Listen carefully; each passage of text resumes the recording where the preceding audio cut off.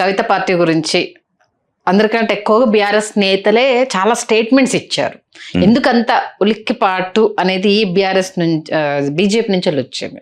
MP Arvind గారు కావచ్చు, MP Raghunandan Rao గారు కావచ్చు, రాష్ట్ర అధ్యక్షుడు వచ్చి ప్రతి ఒక్కరు కాంగ్రెస్ కన్నా ఎక్కువగా రియాక్ట్ అయింది బీజేపీ వాళ్ళే.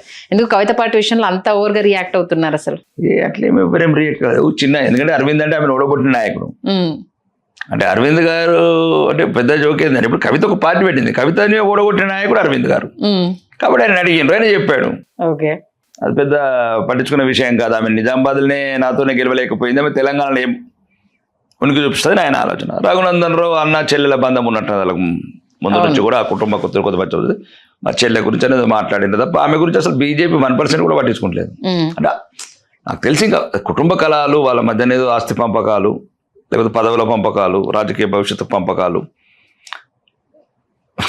కానీ కవిత మాత్రం తెలంగాణకు దొరికిన వరం నా ఉద్దేశం ఇప్పుడు. ఎందుకని అంటే ఇంకా వాళ్ళ కుటుంబంలో ఏమేమి జరిగినాయి, 10 ఏళ్లలో ఏమేమి జరిగినాయి అన్ని ఒకటి సీరియల్ గా బయటకు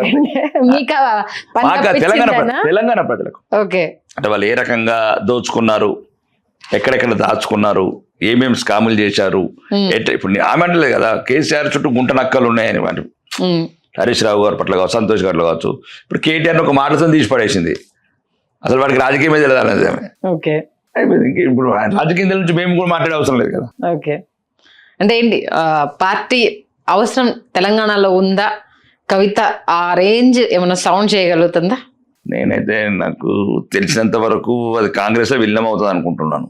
ఓకే, కాంగ్రెస్ లో విలీనమే పార్టీ అది. రేవంత్ రెడ్డి వదిలిన బాణమేనా కవిత?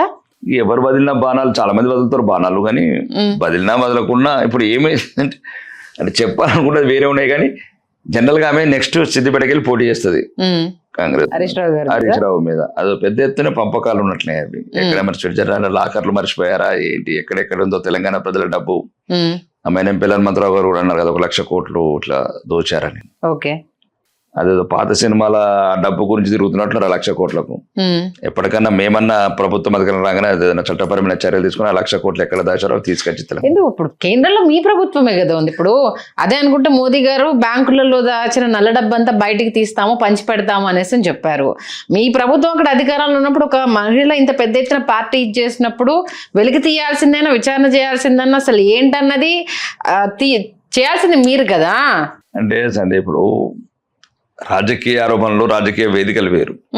ఏదైనా చట్టపరంగా పలానా ఇప్పుడు మీరు ఉన్నారు, లేకపోతే మీ ఛానల్ ఉంది, ఇక కవిత గారు దీంట్లో పలానా స్కీమ్లో ఈ అక్రమాలు చేసిన మాకు డాక్యుమెంట్స్ ఎవిడెన్స్ ఇవ్వండి. అది ఫస్ట్ ఇప్పుడున్న ఫెడరల్ స్టేట్స్ ప్రకారం కూడా డైరెక్ట్ ఇవ్వరాదు, ఏదైనా రాష్ట్ర ప్రభుత్వంకి ఇవ్వాల్సింది. వాళ్ళు కుమ్మక్కయ్యారు. ఇప్పుడు రేవంత్ రెడ్డి కేటీఆర్ని అరెస్ట్ చేయాలంటే 5 నిమిషాలు. వాళ్ళిద్దరి మధ్యన ఏదో వ్యాపార భాగస్వామ్యం ఉంది, అన్నీ ఉన్నాయి. అంటే ఇప్పుడు ఉదాహరణకు మీరే చూడండి, ఇప్పుడు రాష్ట్ర మంత్రివర్గ ఆమోదం లేకుండా 55 కోట్లు విదేశాలకు పంపారు. అది ఇన్నఫ్. అది వితిన్ 5 మినిట్స్ చాలు ముఖ్యమంత్రి. ఆయన కంట్రోల్ ఉండే స్టేట్ ఇది. రెండోది జొన్నవాడకు ఆయననే తండ్రి తిన్నాడు పోలీసులతోని. కేటీఆర్ ఫామ్ హౌస్కి పోయి జొన్నవాడకి, ఈయన పక్కన ఉంటుంది జొన్నవాడని, ఆడపోయి ఫోటోలు తీసిండు, డ్రోన్ అన్నాడు, పోయి 4 రోజులు చెర్ల పిల్లలు. దాన్ని కూడా చల్లడం లేదు ముఖ్యమంత్రికి, దాన్ని కూడా కాంప్రమైజ్ అయిపోయాడు. కోర్టు నోటీసులు వచ్చాయి కాబట్టి మేము ఏం చేయలేము అనేసి అని. అంటే కోర్టు నోటీస్ వచ్చి నువ్వు కూడా ఏం చేయలేము, మేము కూడా ఏం చేయలేము. కోర్టు నోటీసులు మనము ఏదో ఒక రకంగా అడ్వకేట్ జనరల్ అని మనం ఉపయోగించుకోవాలా, తెలివైన రాజకీయ అడ్వకేట్ని పెట్టి ఇట్లాంటి ఖండించి తెలంగాణ ప్రజలకు న్యాయం చేయాలా. ఆయననే చెప్పాడు కదా 100 రోజులలో అందరినీ జైలు వేస్తాని.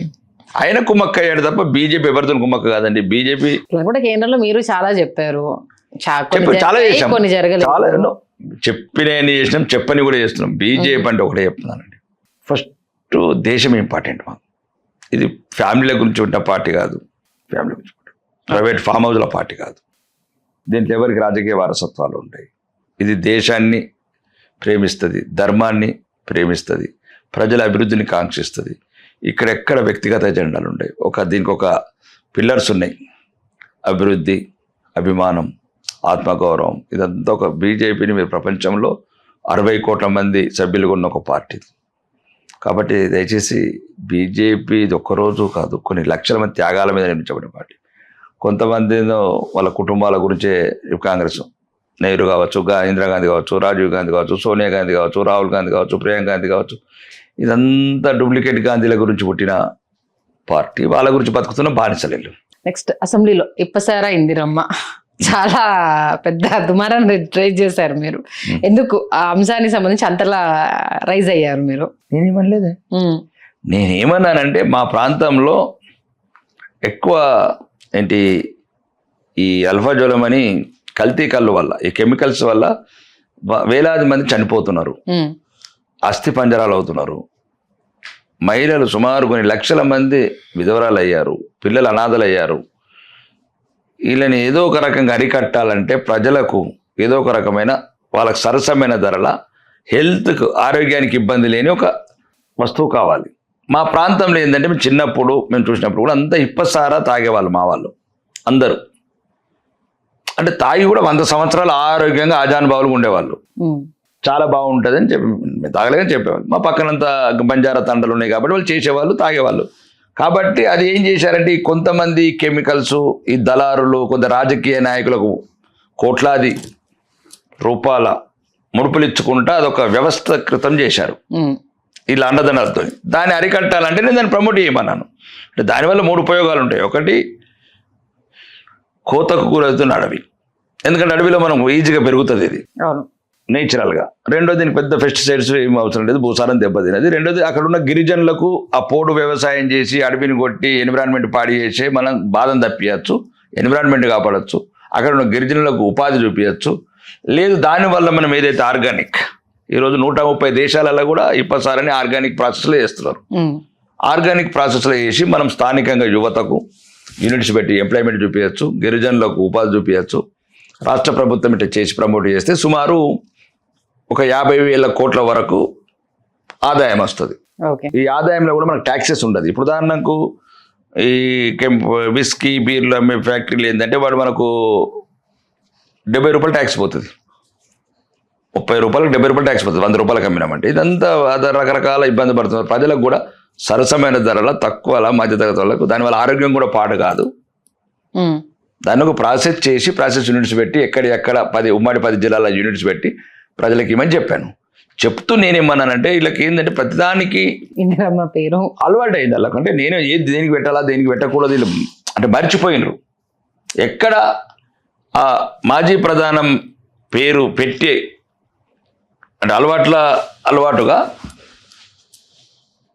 కొన్ని బాత్రూంలో కూడా పెట్టారు వాళ్ళు, బాత్రూంలోకి పెట్టారు. ఒక మంచి పేరు కూడా తీసేశారు. మన అన్నపూర్ణ అంటే మన ఒక మంచి మహత్తరమైన పేరు, అన్నపూర్ణ తల్లి అంటే అన్నం అని. అట్లాంటి పేరు కూడా ఇందిరమ్మ అన్నం అని పెట్టారు. అంటే వీళ్ళు మొత్తం ఒక రకమైన ఒక మెంటాలిటీతో పోతున్నారు, బానిసత్వంతో. కాబట్టి దయచేసి మీరు అట్లాంటి మళ్ళీ ఒక 18 సంవత్సరాలు ప్రధానమంత్రిగా చేసిన మహిళ కాబట్టి ఆమె పేరు ఎక్కడ పెడతారో అని నేను దాన్ని సీరియస్గానే చెప్పాను వాళ్ళకు. దాన్ని వాళ్ళు అపార్థం చేసుకున్నారు.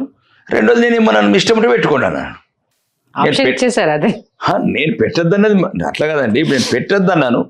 ఒకవేళ మీకు ఇబ్బంది అని కూడా పెట్టుకోండి, దాన్ని బట్టి దాంట్లో ఇంకా వేరే ఉద్దేశం ఏం లేదు. ఉత్తర తెలంగాణ వెనుకబడింది అనేది తర్వాత ప్రోటోకాల్ రగడకు సంబంధించి మేము ఎమ్మెల్యే మమ్మల్ని గుర్తించండి అని అంత ఆవేదన ఎందుకు అసలు? నువ్వు ఒకటి సందేహం, ఈ ప్రజాస్వామ్యం ఆటనే ఒక దుర్మార్గులు ఆడుతున్నారు. దుర్మార్గుల చేతిలో పదవులు వచ్చిన రోజులు ఎట్లా ఉంటుంది. ప్రజాస్వామ్య విలువలు తెలియని విధవలు, ప్రజాస్వామ్యం గురించి నైతిక విలువలు తెలియని విధవలు అధికారాలు ఉన్నప్పుడు వచ్చే సమస్య ఇది. అందరూ అబద్ధాలు అట్లా నిబరమయ్యారు. నేను అనేది ఒక ప్రాథమిక ఇట్లా ప్రజాస్వామ్య విలువలు పోతాయి. నేను గారు అసెంబ్లీలో చెప్పాను ముఖ్యమంత్రి గారికి, గతంలో ఎవడో చేసిండని మీరు కంటిన్యూ చేశారనుకో మళ్ళీ వచ్చేవారు కూడా అదే చేస్తాడు. అంతే కదా. ఇప్పుడు మాకు పగ నేర్పినాం అనుకో మేమేం చేస్తాం, పగలు నేర్పుతాం నీకు. కాబట్టి అది మానేయమన్నాను, కానీ మానేయలేదు. ఇంకా ఆయనకైనా ఎక్కువ ఈయన చేస్తున్నాడు. ఆ టీఆర్ఎస్ ఇంతకుముందే అట్లా మేము లేమా రాజకీయాల్లో, కానీ ఆయన కూడా దారుణంగా ప్రవర్తించాడట. ఏదైతే సరే నువ్వు ప్రతిపక్ష నాయకుడు మా మీద మేము పడకపోవచ్చు, మేము గెలిచినాం, అది పక్కన పెట్టండి. కానీ ప్రజలు తెలంగాణ ప్రజలు కదా, వాళ్ళ మీద ఎందుకు పగ తీసుకుంటారు? ఇప్పుడు బాల్కొండ ఉంది, ఆర్మూరు ఉంది, వాడు బీఆర్ఎస్ గెలిపించుకున్నాడు, బీజేపీ గెలిపించుకున్నాడు. ప్రజల నిర్ణయం అది ప్రజాస్వామ్యంలో. ఇప్పుడు నిన్ను కూడా ఓడగొట్టారు కదా, రేవంత్ రెడ్డి కామారెడ్డి ఓడగొట్టారు, ఆయన సొంత నియోజకవర్గం కొడంగల్ ఓడగొట్టారు. అలానే కొడంగల్కి అన్యాయం జరగదే ప్రజలకు. అంటే నేను అనేది అది.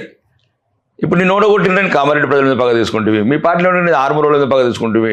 ఇది ప్రజాస్వామ్యానికి కరెక్ట్ కాదు, దీన్ని సరిదిద్దండి అని చెప్పాం. రాబోయే రోజులలో ఎట్లనే అధికారం వచ్చేది మేమే కాబట్టి దానికి సరైన సమాధానం చెప్తాం. సాధ్యమే అంటారా మీరు అధికారంలోకి రావడం?